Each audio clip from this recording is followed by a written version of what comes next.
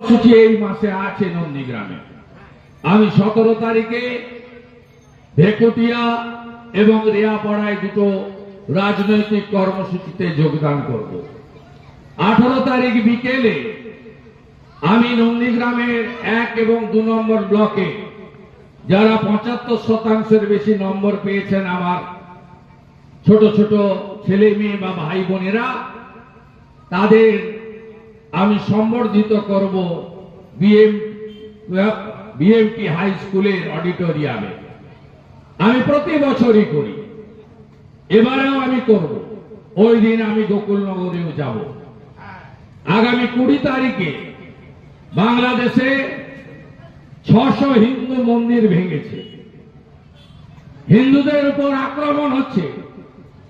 তার প্রতিবাদে রেয়াপাড়া থেকে টেঙ্গুয়া আমি হাঁটব নন্দীগ্রামের জনগণকে নিয়ে। বরদাস্ত করব না এসব। আজ এখান থেকেই উঠবে, নন্দীগ্রাম পথ দেখাবে।